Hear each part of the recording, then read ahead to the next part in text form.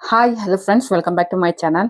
Friends, ಇವತ್ತಿನ ವಿಡಿಯೋದಲ್ಲಿ ನಾನು ವರ್ಕ್ ಬ್ಲೌಸ್ಗೆ ನಾವು ಡೀಪ್ ನೆಕ್ ಬ್ಲೌಸ್ನ ಯಾವ ರೀತಿ ಲೈನಿಂಗ್ ಮೇಲೆ ಮಾರ್ಕಿಂಗ್ ಮಾಡ್ಕೊಂಡು ಕಟಿಂಗ್ ಮಾಡೋದು ಅಂತ ತೋರಿಸ್ಕೊಡ್ತೀನಿ. ವಿಡಿಯೋನ ಎಲ್ಲೂ ಸ್ಕಿಪ್ ಮಾಡಿದಿರ ಎಂಡ್ವರೆಗೂ ನೋಡಿ, ಆಗ ನಿಮಗೆ ಕ್ಲಿಯರ್ ಆಗಿ ಅರ್ಥ ಆಗುತ್ತೆ. ನೋಡಿ, ಇದು ನಾನು ಕಂಪ್ಯೂಟರ್ ವರ್ಕ್ ಮಾಡಿಸಿದ್ದೀನಿ. ಇದು ಬಂದು ನಮಗೆ ಬ್ಲೌಸ್ ಪೀಸು. ನಮ್ಗೆ ಈ ರೀತಿ ಕಂಪ್ಯೂಟರ್ ವರ್ಕ್ ಅನ್ನೋದು ಬಂದಿದೆ. ಸ್ಲೀವ್ಸ್ ಈ ರೀತಿ ವರ್ಕ್ ಬಂದಿದೆ, ಮತ್ತೆ ಫ್ರಂಟ್ ನೆಕ್ಗೆ ಈ ರೀತಿ ವರ್ಕ್ ಅನ್ನೋದು ಬಂದಿದೆ. ಈಗ ಯಾವ ರೀತಿ ನಾವು ಈ ಕಸ್ಟಮರ್ ಬಾಡಿ ಮೆಜರ್ಮೆಂಟ್ ಪ್ರಕಾರ ನಾವು ಲೈನಿಂಗ್ ಅನ್ನೋದು ಕಟ್ ಮಾಡ್ಕೋಬೇಕು. ಹಾಗೆ ಇದು ಸ್ಟಿಚಿಂಗ್ ವಿಡಿಯೋನು ಬೇಕು ಅಂದ್ರೆ ನೀವು ನನಗೆ ಕಮೆಂಟ್ ಸೆಕ್ಷನ್ ಅಲ್ಲಿ ತಿಳಿಸ್ಕೊಡಿ. ಖಂಡಿತವಾಗ್ಲೂ ಸ್ಟಿಚಿಂಗ್ ವಿಡಿಯೋನು ಕೂಡ ಅಪ್ಲೋಡ್ ಮಾಡ್ತೀನಿ. ನೋಡಿ, ಈ ಕಸ್ಟಮರ್ಗೆ ಬಾಡಿ ಮೆಜರ್ಮೆಂಟ್ಸ್ ಅನ್ನು ತಗೊಂಡಿದ್ದೀನಿ. ಇವ್ರ ಮೆಜರ್ಮೆಂಟ್ಸ್ ಯಾವ ರೀತಿ ಇದೆ ಅಂತ ಹೇಳ್ತೀನಿ. ಬ್ಲೌಸ್ ಲೆಂತ್ ಬಂದು ಇವರಿಗೆ 14 ಇಂಚ್ ಬೇಕು. ಫುಲ್ ಶೋಲ್ಡರ್ 14 ಇಂಚಸ್ ಇದೆ. ಅಪ್ಪರ್ ಚೆಸ್ಟ್ ಬಂದು 35 ಇದೆ. ಫುಲ್ ಬಸ್ಟ್ ಬಂದು 36, waist round 30, arm round 16, sleeve length 10 inches, sleeves around 10 inches ಇದೆ. ಬ್ಯಾಕ್ ಡೀಪು 4 ಇಂಚಸ್ ಪಟ್ಟಿ ಅನ್ನೋದು ಬೇಕು. ಶೋಲ್ಡರ್ ಪಟ್ಟಿ ಅನ್ನೋದು 2.25 ಅನ್ನೋದು ಬೇಕು. ಸೊ ಈ ಮೆಜರ್ಮೆಂಟ್ಸ್ಗೆ ನಾವು ಯಾವ ರೀತಿ ಲೈನಿಂಗ್ ಅನ್ನೋದು ಕಟ್ ಮಾಡೋದು ಅಂತ ತೋರಿಸ್ಕೊಡ್ತೀನಿ. ನೋಡಿ, ಲೈನಿಂಗ್ ಇಲ್ಲಿ ಫೋಲ್ಡಿಂಗ್ ಸೈಡ್ ನನ್ನ ಸೈಡ್ ಇಟ್ಕೊಂಡಿದ್ದೀನಿ. ಯಾಕಂದ್ರೆ ಇದು ಫ್ರಂಟ್ ಓಪನ್ ಬರೋದ್ರಿಂದ ಫೋಲ್ಡಿಂಗ್ ಸೈಡ್ ನನ್ನ ಸೈಡ್ ಪ್ಲೇಸ್ ಮಾಡ್ಕೊಂಡಿದ್ದೀನಿ. ಫಸ್ಟ್ ಒಂದು ಬೇಸ್ ಲೈನ್ ಅನ್ನೋದು ಡ್ರಾ ಮಾಡ್ಕೋಬೇಕು.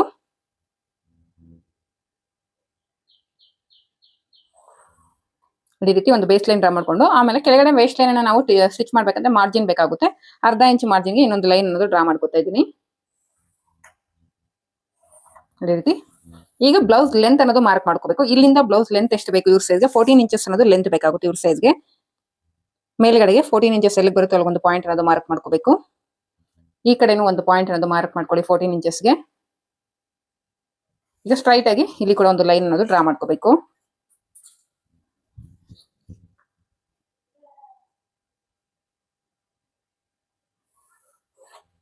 ಹಾಗೆ ಶೋಲ್ಡರ್ಗೆ ಮಾರ್ಜಿನ್ ಬೇಕಾಗುತ್ತೆ. ಇಲ್ಲಿ ಕೂಡ ಅರ್ಧ ಇಂಚ್ ಮಾರ್ಜಿನ್ ಅನ್ನೋದು ಆಡ್ ಮಾಡ್ಕೊತಾ ಇದ್ದೀನಿ ಶೋಲ್ಡರ್ಗೆ.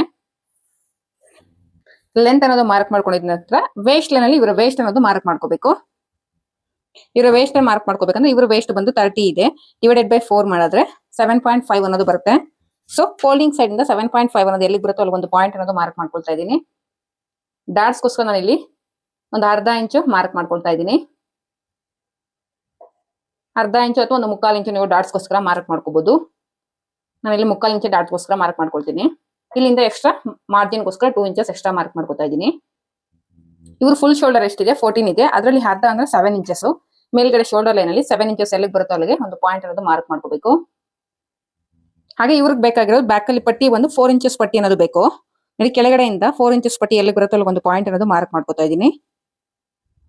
ಇದು ನಮಗೆ ಬ್ಯಾಕ್ ಡೀಪು. ಸ್ಟ್ರೈಟ್ ಆಗಿ ಒಂದು ಲೈನ್ ಅನ್ನೋದು ಡ್ರಾ ಮಾಡ್ಕೋಬೇಕು. ಈಗ ಇಲ್ಲಿಂದ ಇಲ್ಲಿಗೆ ಬ್ಯಾಕ್ ಡೀಪ್ ಲೆಂತ್ ಎಷ್ಟಿದೆ ಅಂತ ಚೆಕ್ ಮಾಡ್ಕೊಳ್ಳೋಣ. ಎಷ್ಟು ಡೀಪ್ ಲೆಂತ್ ಆಗ್ತಾರೆ ಅನ್ನೋದ್ರ ಮೇಲೆ ನಾವು ಶೋಲ್ಡರ್ ಅನ್ನೋದು ಮೈನಸ್ ಮಾಡ್ಕೋಬೇಕಾಗುತ್ತೆ. ಮೇಲ್ಗಡೆಯಿಂದ ಇವ್ರಿಗೆ ಡೀಪು 10.5 ಇಂಚಸ್ ಅನ್ನೋದು ಬರ್ತಾ ಇದೆ. 9 ಇಂಚಸ್ ಎಬೋವ್ ಇದ್ರೆ ಯಾವುದೇ ಸೈಜ್ಗಾಗಲಿ ಡೀಪ್ ಅನ್ನೋದು 9 ಇಂಚಸ್ ಎಬೋವ್ ಇದ್ರೆ ನೀವು ಶೋಲ್ಡರ್ ಅಲ್ಲಿ 2.5 ಅನ್ನೋದು ಮೈನಸ್ ಮಾಡ್ಬಿಡಿ. ಶೋಲ್ಡರ್ ಅಲ್ಲಿ 2.5 ಅನ್ನೋದು ಮೈನಸ್ ಮಾಡಬೇಕು. ಇಲ್ಲ ನಿಮ್ಗೆ ಗೊತ್ತಾಗಲ್ಲ ಅಂದ್ರೆ ಯಾವ ರೀತಿ ಕ್ಯಾಲ್ಕುಲೇಟ್ ಮಾಡ್ಕೋಬೇಕಂದ್ರೆ ಪ್ರತಿ 4 ಇಂಚಿಗೆ 1 ಇಂಚ್ ಲೆಕ್ಕದಲ್ಲಿ ನೀವು ಶೋಲ್ಡರ್ ಅನ್ನೋದು ಮೈನಸ್ ಮಾಡಬಹುದು.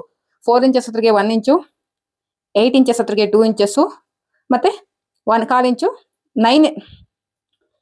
8 ಇಂಚಸ್ ವರೆಗೂ ನಮಗೆ 2 ಇಂಚಸ್ ಅನ್ನೋದು ಮೈನಸ್ ಮಾಡಬಹುದು. ಅಂದ್ರೆ ಡೀಪ್ ಏನಾದ್ರು ನಮಗೆ 8 ಇಂಚಸ್ ವರೆಗೂ ಬರ್ತಾ ಇದೆ ಅಂದ್ರೆ ನಾವು ಶೋಲ್ಡರ್ ಅಲ್ಲಿ 2 ಇಂಚಸ್ ಮೈನಸ್ ಮಾಡಬಹುದು.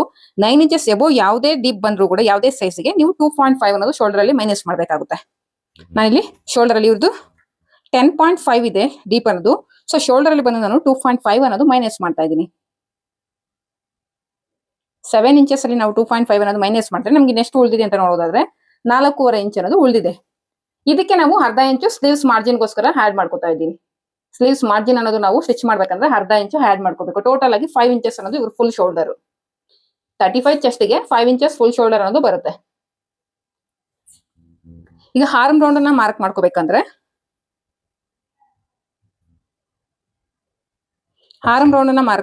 ಇವ್ರ ಆರ್ಮ್ ರೌಂಡ್ 16 ಡಿವೈಡೆಡ್ ಬೈ 2 ಮಾಡಿದ್ರೆ 8 ಇಂಚಸ್ ಬರುತ್ತೆ. ಈ 8 ಇಂಚಸ್ ಅಲ್ಲಿ -2 ಇಂಚಸ್ ಮಾಡಿದ್ರೆ 6 ಇಂಚಸ್ ಬರುತ್ತೆ.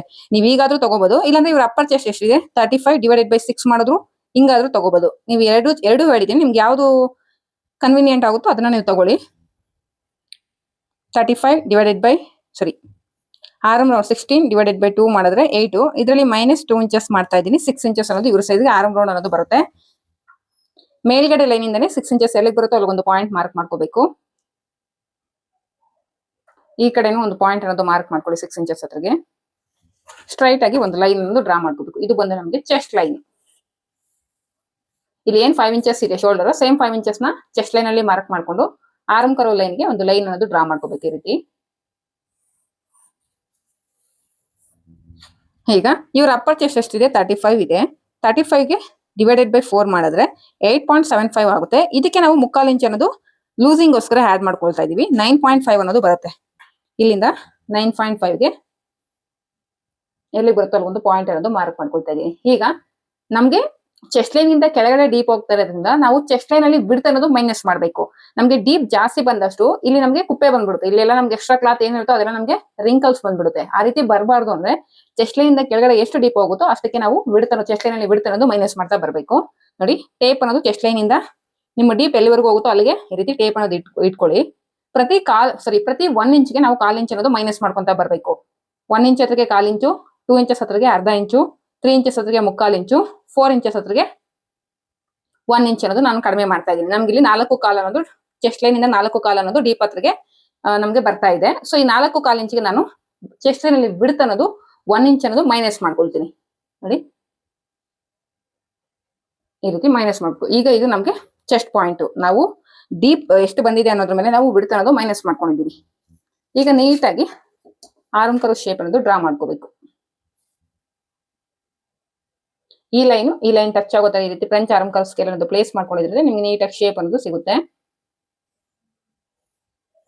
ಈ ರೀತಿ ಶೇಪ್ ಡ್ರಾ ಮಾಡ್ಕೋಬೇಕು. ಈಗ ಈ ರೀತಿ ನಾವು ಸ್ಲೀವ್ಸ್ ಅನ್ನ ಅಟ್ಯಾಚ್ ಮಾಡೋದು 1/2 ಇಂಚ್ ಒಳಗಡೆ ಮಾರ್ಜಿನ್ ಅಲ್ವಾ, ಈ ರೀತಿ ಮಾರ್ಕ್ ಮಾಡ್ಕೊಂಡು ನಮ್ ಹಾರ್ಮ್ ನಾವು ಕರೆಕ್ಟ್ ಆಗಿ ಮ್ಯಾಚ್ ಆಗ್ತಿದ್ಯಾ ಇಲ್ವಾ ಅಂತ ಚೆಕ್ ಮಾಡ್ಕೋಬೇಕು ಒಂದ್ಸಲ.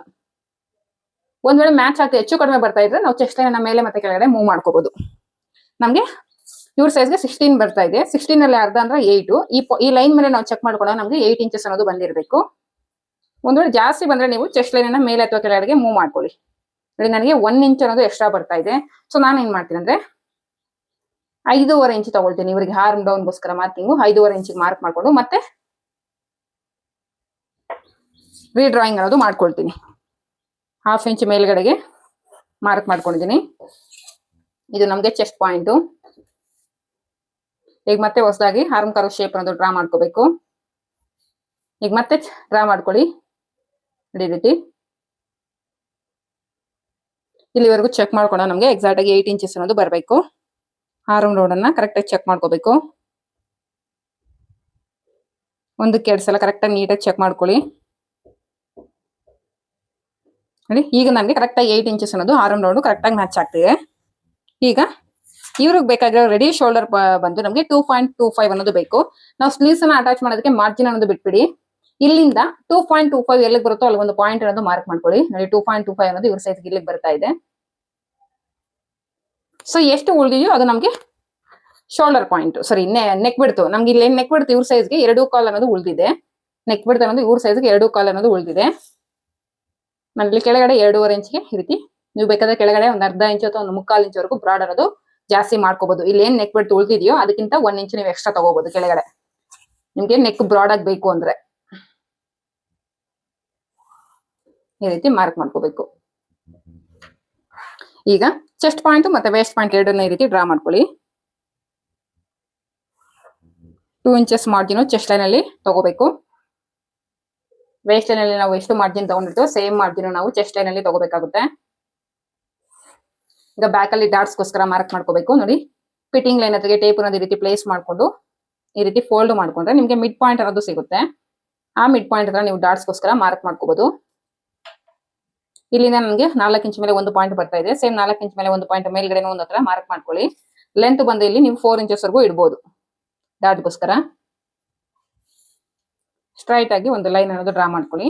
ನೀವು ಇಲ್ಲಿ ಏನ್ 3/4 ಇಂಚ್ ಎಕ್ಸ್ಟ್ರಾ ತಗೊಂಡಿದ್ವು ಅದನ್ನ ನೀವು ಡಾಟ್ ಆಗಿ ಹಿಡಿಬೇಕಾಗುತ್ತೆ. ಇದಿಷ್ಟು ನಮ್ಗೆ ಬ್ಯಾಕ್ ಪಾರ್ಟ್.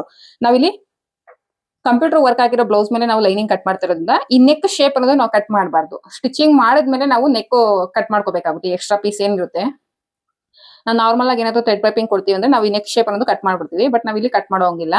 ಇನ್ನೊಂದು, ಇಲ್ಲಿ ನಾವೇನ್ ರೆಡಿ ಶೋಲ್ಡರ್ ಇವ್ರ ಸೈಜ್ಗೆ 2.25 ಅಂತಲ್ವಾ, ಇಲ್ಲಿಂದ ನಾನು 2.25 ರೆಡಿ ಶೋಲ್ಡರ್ ಅನ್ನು ತಗೊಂಡಿದ್ದೀನಿ. ಇಫ್ ಇನ್ ಕೇಸ್ ನೀವೇನಾದ್ರೂ ವರ್ಕ್ ಬ್ಲೌಸ್ ಅಲ್ದಿರೋ ನಾರ್ಮಲ್ ಬ್ಲೌಸ್ ಏನಾದ್ರು ಮಾರ್ಕಿಂಗ್ ಮಾಡ್ತೀನಿ ಅಂದ್ರೆ ಇಲ್ಲಿ ನೆಕ್ ಫಿನಿಶಿಂಗ್ ಮಾಡೋದಕ್ಕೆ 1/4 ಇಂಚ್ ಮಾರ್ಜಿನ್ ಅನ್ನೋದು ಬಿಟ್ಕೋಬೇಕಾಗುತ್ತೆ. ಅಂದ್ರೆ 2.25 ಮಾರ್ಕ್ ಮಾಡ್ಕೊಂಡು ಆ ಕಡೆ ಸ್ಲೀವ್ಸ್ ಏನ್ ಮಾರ್ಜಿನ್ ಬಿಟ್ಟಿದ್ವು ಸೇಮ್ ಈ ಕಡೆ ನೆಕ್ ಫಿನಿಶ್ ಮಾಡೋದಕ್ಕೆ ನಮಗೆ 1/4 ಇಂಚ್ ಮಾರ್ಜಿನ್ ಅನ್ನೋದು ಬಿಡಬೇಕು. ನೀವು ಇಲ್ಲಿ ಏನಾದ್ರು ನೆಕ್ ಥ್ರೆಡ್ ಪೈಪಿಂಗ್ ಅಥವಾ ನೆಕ್ ಇನ್ಔಟ್ ಮೆಥಡ್ ಅಲ್ಲಿ ಏನಾದ್ರು ಮಾಡ್ತೀನಿ ಅಂದ್ರೆ ನಿಮ್ಗೆ ಇಲ್ಲಿ ಮಾರ್ಜಿನ್ ಬೇಕಾಗುತ್ತೆ. ಆಗ ಇಲ್ಲಿಂದ ಇಲ್ಲಿಗೆ ನಿಮ್ಗೆ ನೆಕ್ ಬಿಡ್ಸ್ ಸಿಗುತ್ತೆ. ಏನ್ ಮಾರ್ಜಿನ್ ಬಿಟ್ಟಿರ್ತೀರೋ ಆ ಮಾರ್ಜಿನ್ ಇಂದ ನೀವು ಚೆಕ್ ಮಾಡ್ಕೋಬೇಕು ನೆಕ್ ಬಿಡ್ತು. ಈಗ ಇವ್ರ ಸೈಡ್ಗೆ ಇಲ್ಲಿಂದ ಚೆಕ್ ಮಾಡ್ಕೊಂಡ್ರೆ 2 ಇಂಚಸ್ ಅನ್ನೋದು ನೆಕ್ ಬಿಡ್ಸ್ ಸಿಗುತ್ತೆ. ಈ ರೀತಿ ಮಾರ್ಕ್ ಮಾಡ್ಕೋಬೇಕಾಗುತ್ತೆ. ಈಗ ನಾನು ಏನ್ ಬ್ಯಾಕ್ ಪಾರ್ಟ್ ಅನ್ನ ಮಾರ್ಕ್ ಮಾಡಿದೀನೋ ಅದ್ರ ಪ್ರಕಾರ ನೀಟಾಗಿ ಕಟಿಂಗ್ ಅನ್ನೋದು ಮಾಡ್ಕೊಳ್ತೀನಿ.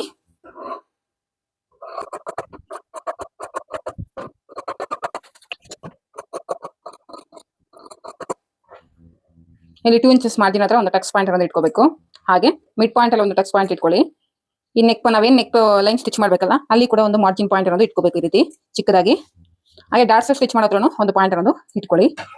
ಇದಿಷ್ಟು ನಮಗೆ ಬ್ಯಾಕ್ ಪಾರ್ಟ್. ಈಗ ಬ್ಯಾಕ್ ಪಾರ್ಟ್ ನಾವು ಆರ್ಮ್ ರೌಂಡ್ ಅನ್ನೋದು ಚೆಕ್ ಮಾಡ್ಕೋಬೇಕು. ಸ್ಲೀವ್ಸ್ ಅನ್ನೋದು ಕಟಿಂಗ್ ಮಾಡ್ಕೋಬೇಕಂದ್ರೆ ನಮಗೆ ಬ್ಯಾಕ್ ಪಾರ್ಟ್ ಅಲ್ಲಿ ಆರ್ಮ್ ರೌಂಡ್ ಅನ್ನೋದು ಚೆಕ್ ಮಾಡ್ಕೋಬೇಕಾಗುತ್ತೆ. ಮೇಲ್ಗಡೆ 1/2 ಇಂಚ್ ಶೋಲ್ಡರ್ ಮಾರ್ಜಿನ್ ಅನ್ನೋದು ಬಿಟ್ಟು ನಾವು ಆರ್ಮ್ ರೌಂಡ್ ಅನ್ನೋದು ಚೆಕ್ ಮಾಡ್ಕೋಬೇಕು. ಇವ್ರ ಸೈಜ್ಗೆ 7.5 ಇಂಚ್ ಅನ್ನೋದು ಬರ್ತಾ ಇದೆ.